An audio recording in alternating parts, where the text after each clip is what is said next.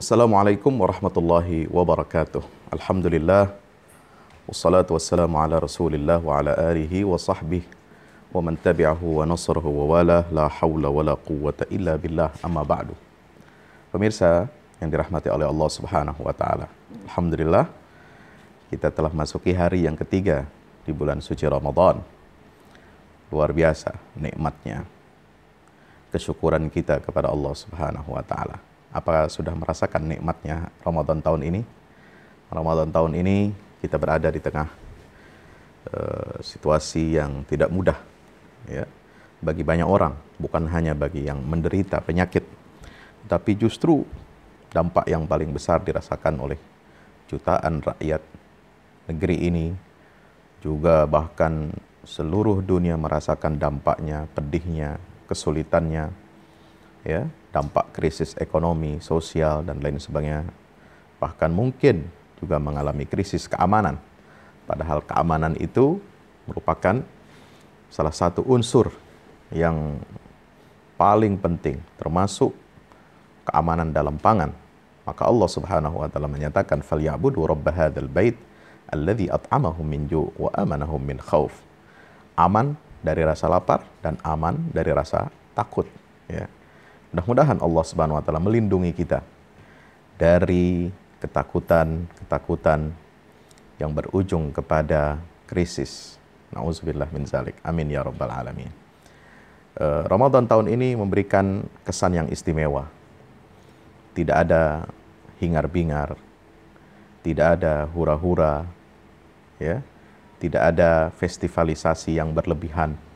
Semua dipaksa untuk kembali memaknai kesederhanaan ibadah puasa, kebersahajaan ibadah puasa, kekhusyuan dalam menjalankan ibadah puasa. Luar biasa.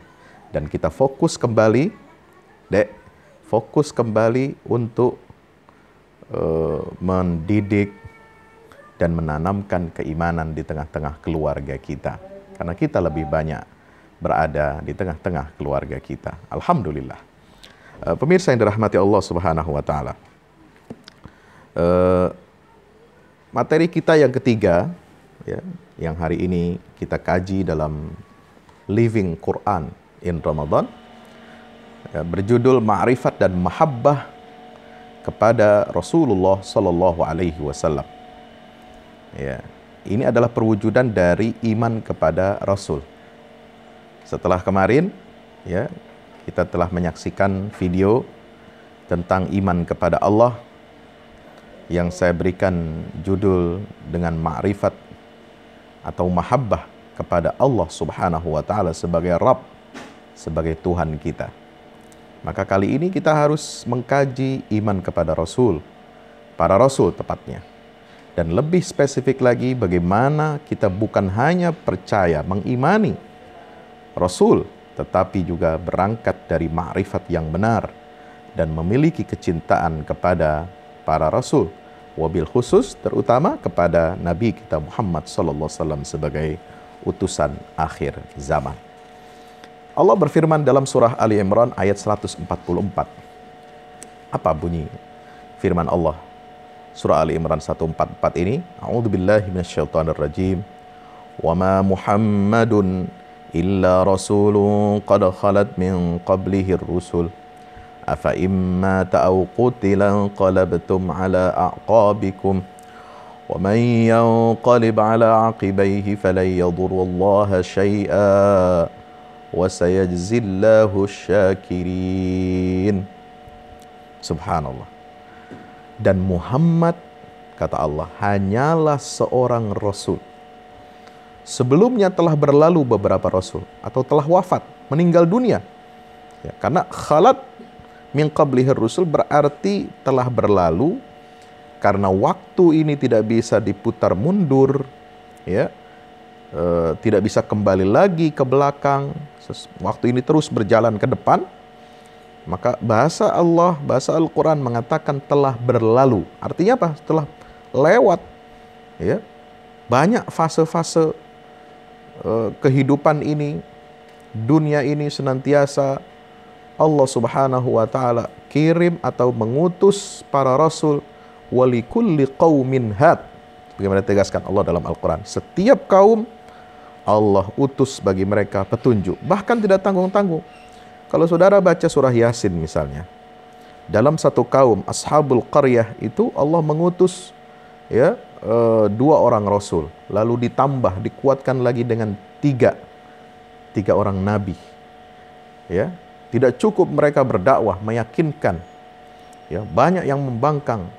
Ya, mereka 3 orang yang diutus oleh Allah ini untuk berdakwah itu dikuatkan, dikokohkan lagi oleh seorang waja'a rajulun min aqsal madinati yas'a. Subhanallah. Maka likulli qaumin had. Ya, dunia ini tidak pernah sepi. Ya, dari sejak zaman Nabi Adam alaihi salam sampai Nabi kita Muhammad SAW, Allah mengutus para nabi dan rasul untuk apa? Mengawal fitrah manusia agar tetap dalam relnya. Ya, karena iblis dan syaitan senantiasa menggoda anak-anak Adam sampai hari kiamat nanti agar mereka tergelincir dari jalan Allah yang lurus. Wa anna hadza sirati mustaqiman fattabi'uhu wa la tattabi'us subul fatafarraqa bikum an sabilihi, dalam surat Al-An'am. Subhanallah. Maka tugas dan fungsi para nabi dan rasul ini adalah untuk mengawal, menjaga umat manusia ini agar tetap lurus sesuai dengan fitrah Islam. Inna dina indallahil Islam. Semua nabi dan rasul membawa risalah dan misi yang sama, yaitu menegakkan dinul Islam, menegakkan tauhidullah, mentauhidkan kepada Allah subhanahu, mengesahkan Allah subhanahu wa ta'ala. Maka mereka ini adalah orang-orang pilihan, orang-orang yang bersih hatinya, disucikan jiwanya, didukung dengan dukungan ilahi. Apa itu dukungan ilahi? Berupa mukjizat, ya, untuk meyakinkan, menambah kokoh argumentasi mereka sebagai bukti kebenaran, ya, sebagai bukti yang benar datang dari Allah subhanahu wa ta'ala, bahwa mereka adalah benar-benar sebagai utusan Allah subhanahu wa ta'ala kepada kaumnya. Maka itulah disebut dengan ayatun bayyinat dan burhanun min rabbikum. Subhanallah. Masing-masing telah membawa, ya, dengan izin Allah subhanahu wa ta'ala mukjizatnya. Ada yang bersifat materi, fisik. Ada yang bersifat non-fisik seperti Rasulullah SAW membawa, dibekali oleh Allah dengan mukjizat berupa Al-Quranul Karim, meskipun beliau juga memiliki mukjizat fisik yang lainnya. Ya, sesuai dengan riwayat-riwayat yang mutawatir dari Al-Quran maupun dari sunnah Nabi kita Muhammad SAW. Para nabi dan rasul ini adalah orang-orang, manusia-manusia pilihan yang telah ditempa oleh Allah, diuji oleh Allah, dan mereka lulus dalam ujian itu. Sebagian di antara mereka ada minhum man qasasna alaik wa minhum man lam naqsus alaik. Ada yang, ya, kisahnya dinyatakan di dalam Al-Quranul Karim, ya, dan tidak sedikit nabi dan rasul yang tidak disebutkan kisahnya di dalam Al-Quranul Karim. Yang paling populer di dalam Al-Quran, kisah mereka adalah 25 nabi dan rasul. Mereka adalah rasul-rasul pilihan, 25. Tapi dalam riwayat Nabi SAW mengatakan rasul itu ada 313. Dan ada nabi itu kurang lebih 124.000. Subhanallah. Mereka pernah semuanya dikumpulkan oleh Allah subhanahu wa ta'ala dari alam roh, dikumpulkan untuk bertemu, ya, dengan Rasulullah, Nabi akhir zaman. Kemudian mereka membaiat Rasulullah SAW, memberikan dukungan, janji setia kepada Rasulullah SAW sebagai Nabi di akhir zaman. Ya, untuk mereka berkomitmen untuk menolong dan beriman kepada Rasulullah SAW. La tu'minunna bihi wa la tansurunna, sebagaimana disebutkan dalam surah Ali Imran.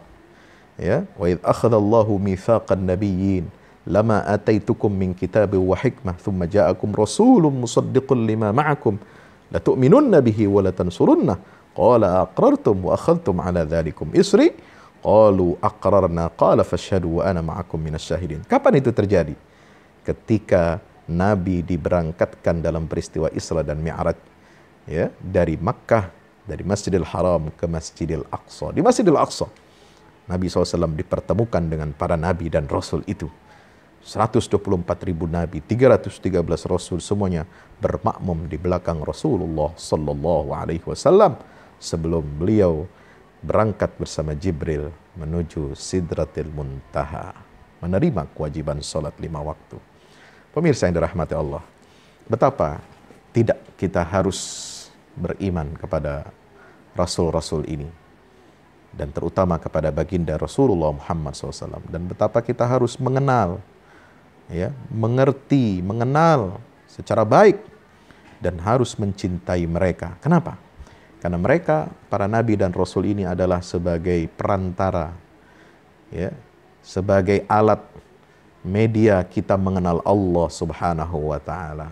Ya, kalau tidak karena adanya rasul-rasul dan nabi ini yang membawa risalah dari Allah Subhanahu wa taala, surat-surat cinta kepada manusia, hamba-hamba Allah. Mereka membawa surat cinta Allah kepada kita, agar manusia ini percaya kepada Al-Khaliq Jalla Jalaluh, Sang Pencipta, agar mereka kembali kepada fitrahnya, jati dirinya sebagai hamba Allah, sebagai khalifatullah, khalifah Allah di muka bumi. Ya, ini yang senantiasa diingatkan oleh para nabi dan rasul. Mereka mendakwahkan risalah dari Allah. Betapa tidak kita harus mengenal mereka, mencintai mereka dari lubuk hati kita yang paling dalam. Kenapa? Karena mereka punya jasa yang begitu besar kepada kita, umat manusia ini. Terutama Rasulullah Muhammad Sallallahu Alaihi Wasallam. Ya, mereka mendapatkan ujian-ujian yang luar biasa, mendapatkan satu kemuliaan, sekaligus juga beban taklif yang luar biasa. Dan kita harus berterima kasih, bersyukur. Kalau bukan karena Nabi dan Rasul itu, yang merupakan satu silsilah, ya, dari Nabi Adam alaihi salam sampai kepada Rasulullah sallallahu alaihi wasallam, sebagaimana yang dinyatakan di dalam hadis Nabi sallallahu alaihi wasallam itu, al-anbiya, ya, para nabi itu, pemirsa yang dirahmati Allah Subhanahu wa taala, mereka itu adalah, ya, mereka ini adalah satu keturunan, ya,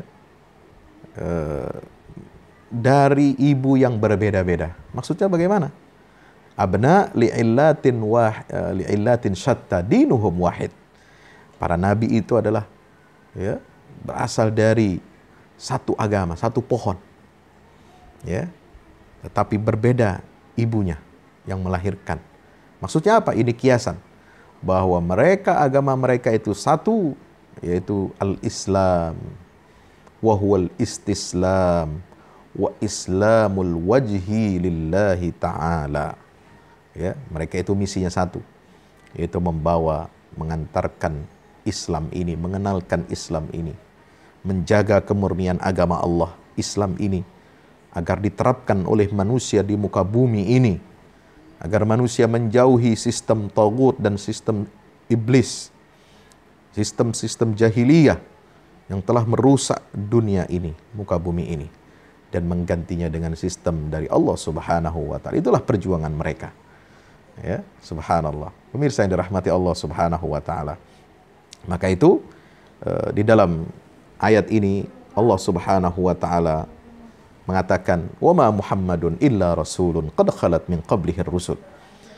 Ya, tidaklah Muhammad itu melainkan dia seorang rasul. Telah berlalu banyak rasul-rasul sebelumnya, telah meninggal dunia. Ya, bagaimana ayat ini turun? Ini turun ayat 144 surah Ali Imran ini ketika terjadi peristiwa perang Uhud, di mana kaum muslimin waktu itu mengalami kekalahan pahit. Kekalahan pahit satu-satunya dalam sejarah dakwah. Untuk apa? Mereka belajar, mempelajari sunnatullah, pentingnya persatuan dan solidaritas. Pentingnya mereka ini mematuhi instruksi pimpinan. Tidak boleh meninggalkan lapangan medan perang yang telah ditentukan dan ditunjuk oleh Rasulullah SAW. Pentingnya mereka ya, mematuhi Allah dan Rasulnya, dan tidak tergoda oleh bujukan-bujukan dunia, gemerlap dunia. Karena dalam perang Uhud ini terjadi satu kesalahan kecil, kesalahan yang fatal, ya, meskipun kecil, yaitu apa? Ar-rumah, para pemanah yang telah ditetapkan oleh Rasulullah untuk tinggal di atas, untuk menjaga, ya, bukit Uhud, ya, Jabalul Rumah, agar mereka bisa mengontrol dari atas, ya, kondisi keadaan pasukan musuh kaum musyrikin, agar bisa mereka melontarkan panah-panah mereka kepada musuh. Setelah musuh ini lari, ya, mereka mundur, ya, seolah-olah mereka ini mengalami kekalahan, tetapi ternyata mereka mengatur siasat berputar dari balik gunung Uhud. Nah, mereka ini terbujuk untuk apa? Mengambil harta rampasan perang. Ya. Subhanallah. Innamastazallahumus syaitanu biba'di ma kasabu. Ini yang menyebabkan kekalahan. Ya, dibujuk oleh setan untuk mengambil, ya, remah-remah harta rampasan perang. Saudara yang dirahmati Allah SWT, apa yang terjadi? Maka mereka tidak lagi mendengarkan seruan, ya, salah seorang di antara mereka, jangan kalian turun, kita harus jaga di sini sampai Rasulullah perintahkan kita untuk turun. Tapi sebagian mereka mengatakan, kita sudah menang, kita sudah berjaya, ya, kita sudah ini sudah ada rampasan perang, kita harus jaga ini, kita harus ambil ini. Subhanallah, itulah. Maka lalu kemudian terjadilah, ya, pukulan balik, serangan balik dari kaum musyrikin, ya, yang kemudian mereka berhasil mengalahkan dan mengkocar-kacirkan pasukan kaum muslimin sampai Rasulullah terdesak, ya, dijaga, ditameng oleh beberapa orang sahabat pilihan Rasulullah, ya, giginya tanggal, ya, keningnya berdarah, kena pukulan pedang, kena pukulan tombak, dan lain sebagainya. Subhanallah. Peristiwa ini lalu kemudian membuat orang-orang munafik menyiarkan kabar dusta bahwasanya Muhammad SAW terbunuh di medan Uhud. Allahu Akbar. Sehingga menyebabkan mentalitas pasukan kaum muslimin ini runtuh dan mereka betul-betul lari kocar-kacir. Subhan, sebagian dari mereka. Maka ini pelajaran. Maka Allah menegaskan di sini, afa imma ta'u qutilan qalabtum ala aqabikum, ya, apakah jika Muhammad itu mati, meninggal dunia, atau dia terbunuh di medan perang, apakah kalian lalu akan berpaling, ya, apakah kalian lalu akan berbalik ke belakang? Inqalaba, yang qalibu itu berpaling, berbalik, ala aqibaihi, ke belakang, ya. Aqib ini dua pundak. Jadi kalau kita berjalan ke depan, kita itu mengatakan yaqifu amamah. Kalau kita berbalik ke belakang, yang qalib ala aqibaihi. Jadi memperlihatkan punggung dan kedua pundak kita berbalik ke belakang. Apakah lalu kemudian kalau Muhammad itu benar mati, ini bukan isu lagi, benar-benar mati, atau benar-benar terbunuh di medan perang? Pertanyaannya, Allah Subhanahu wa ta'ala kepada kaum muslimin, inqalabtum ala aqabikum, apakah kalian akan berbalik ke belakang? Subhanallah, meninggalkan Islam, bukan hanya berbalik, sekedar lari dari medan perang, ya. Lari dari medan perang itu merupakan salah satu bentuk dosa besar, ya, salah satu bentuk dosa besar. Tapi ada yang lebih berat daripada lari dari medan perang. Ya, mungkin orang lari dari medan perang itu masih dia dalam keadaan Islam, masih beriman, masih percaya kepada Allah dan Rasulnya, hanya karena diliputi oleh rasa takut yang berlebihan, ya, lemahnya azimah, tekad, mereka lari. Tapi bukan itu persoalan pokoknya, bukan persoalan intinya, bukan itu. Tetapi berbalik ke belakang itu yang dikecam oleh Allah Subhanahu wa ta'ala dengan penegasan, apakah kalian akan berbalik ke belakang jika Muhammad itu mati atau dia terbunuh di medan perang? Yaitu berbalik bagaimana? Meninggalkan Islam dan menjadi murtad. Wa may yanqalib ala aqibai. Siapa yang berbalik ke belakang maka ia tidak akan merugikan Allah sedikit pun. Wa may yanqalib ala aqibaihi falan yadhurrallaha syai'a. Mereka tidak akan merugikan Allah sedikit pun.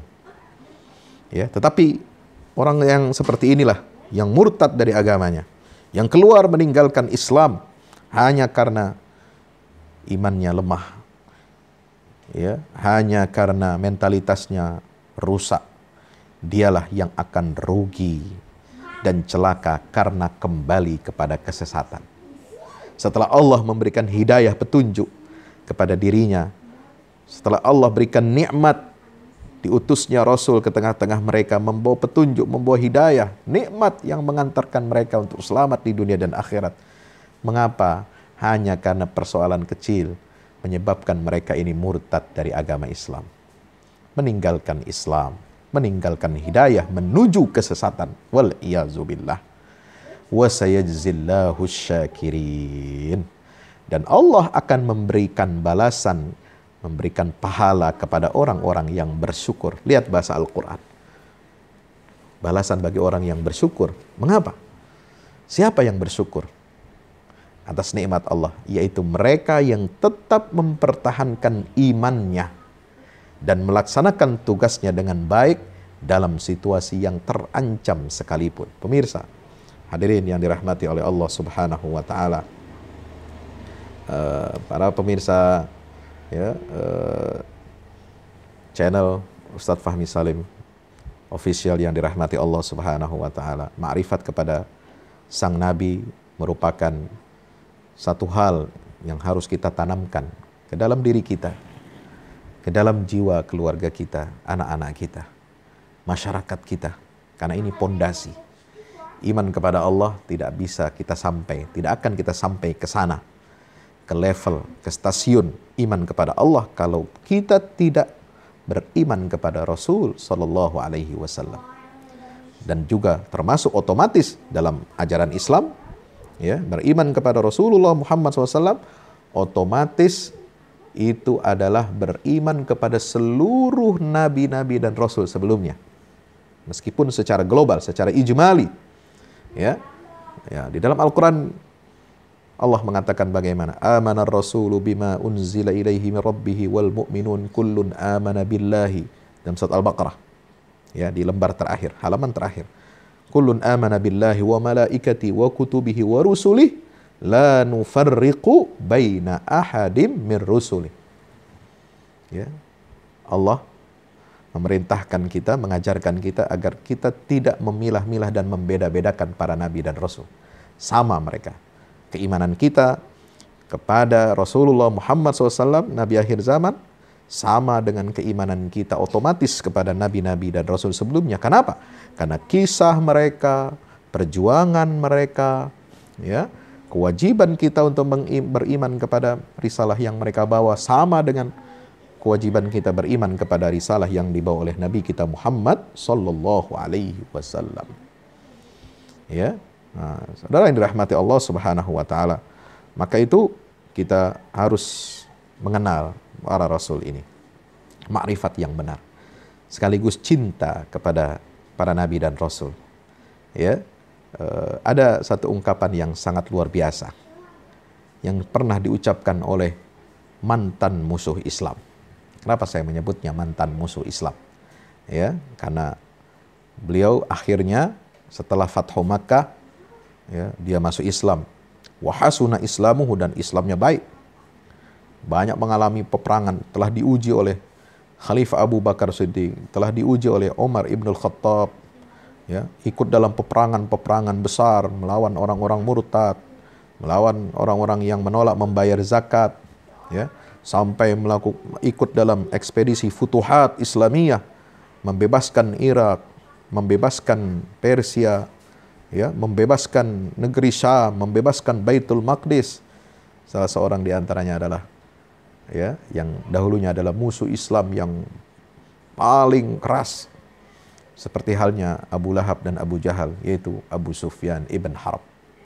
Abu Sufyan ketika di Makkah, ya, banyak menyakiti kaum muslimin, tapi melihat bagaimana teguhnya keimanan para sahabat Nabi yang disiksa, tetapi mereka tetap tidak mau keluar dari agama Islam.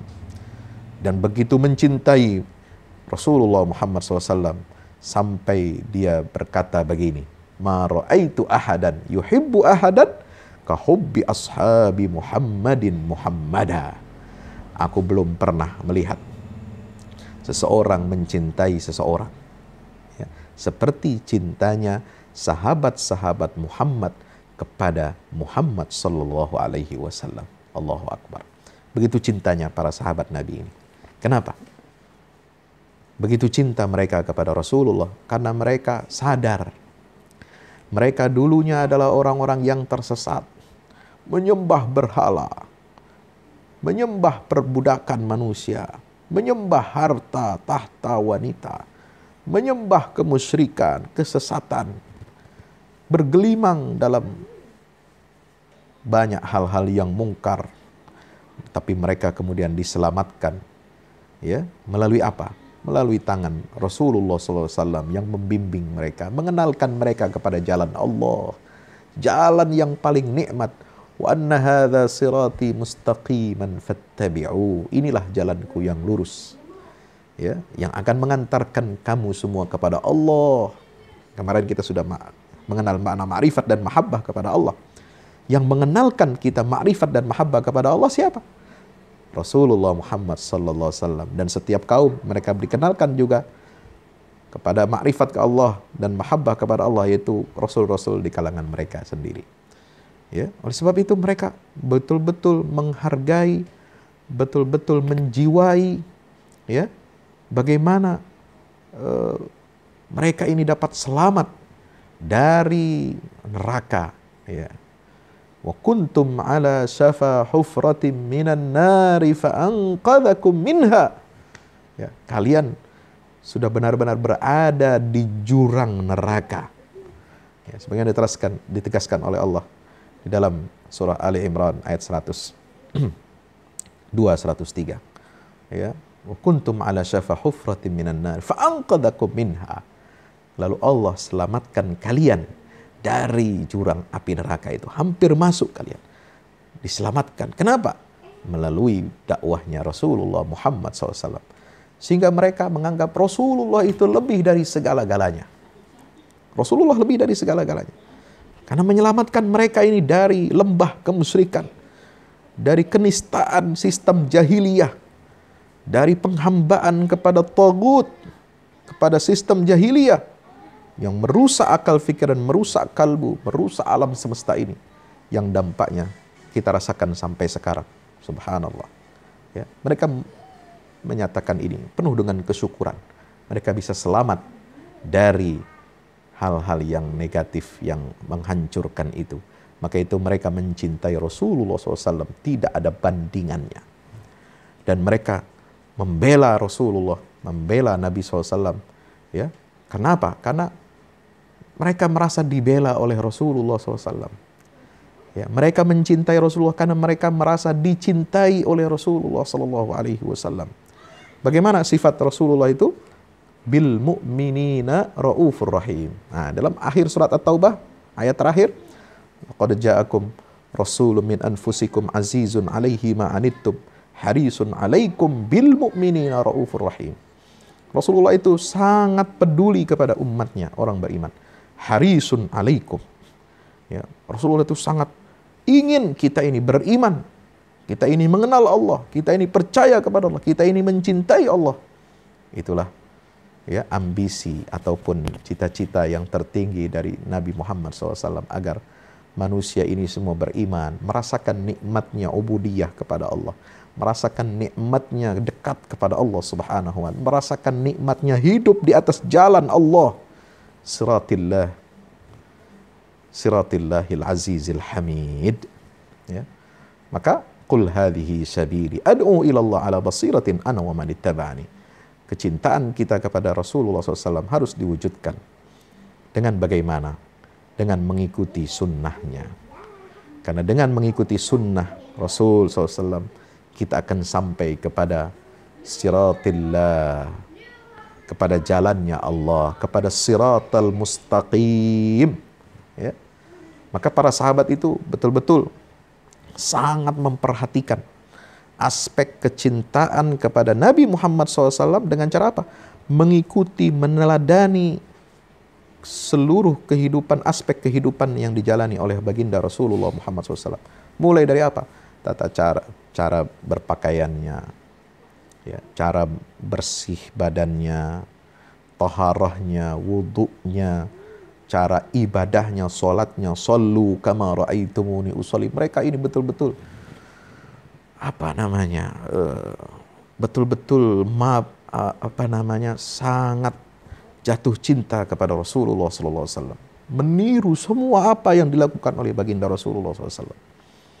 Ya, dalam aspek-aspek seluruh kehidupannya, ibadahnya ditiru, cara berpakaiannya, cara bicaranya, cara berjalannya, muamalahnya, ekonominya, bagaimana Rasulullah membersihkan praktek-praktek ekonomi ini dari kezaliman, dari riba, dari perbuatan fahisha, dari perbuatan curang, dari lacur, dari akad-akad, ya, transaksi-transaksi yang haram, yang merugikan manusia. Maka Rasulullah menyatakan la darara wa la dirar. Tidak boleh ada satu akad pun, ya, dalam ekonomi ataupun perilaku sosial yang merugikan orang lain. Tidak boleh saling merugikan. Subhanallah. La tazalamu. Jangan kalian menzalimi. Ya, wala tanajasu. Tidak boleh kalian menipu orang. Dan Rasulullah SAW mengatur semua itu, aspek ekonomi. Bagaimana pendidikan keluarganya ditiru oleh para sahabat ridwanullahi alaihim ajma'in. Kecintaan Nabi SAW kepada umatnya menembus batas-batas waktu dan zaman dan tempat. Ya, beliau ketika pernah sholat malam, apa yang dibaca oleh baginda Rasulullah SAW? Hanya 2 ayat saja. Ya, hanya 2 ayat yang dibaca. Ketika itu beliau membaca perkataan Nabi Ibrahim alaihissalam. Ya, Rabbi innahunna adlalna katsiran minan nas faman tabi'ani fa innahu minni wa man 'asani fa innaka ghafurur rahim. Ya, ini tadabbur Rasulullah ketika qiyamul lail.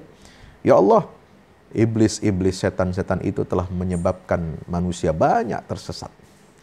Maka siapa yang mengikuti aku, maka dia termasuk golongan aku. Siapa yang maksiat kepadaku, membangkang perintahku, maka engkau, ya Allah, Ghafurur Rahim. Engkau maha pengampun, engkau maha penyayang. Allahu Akbar. Dan beliau membaca doanya Nabi Isa alaihissalam. In tu'adzibhum fa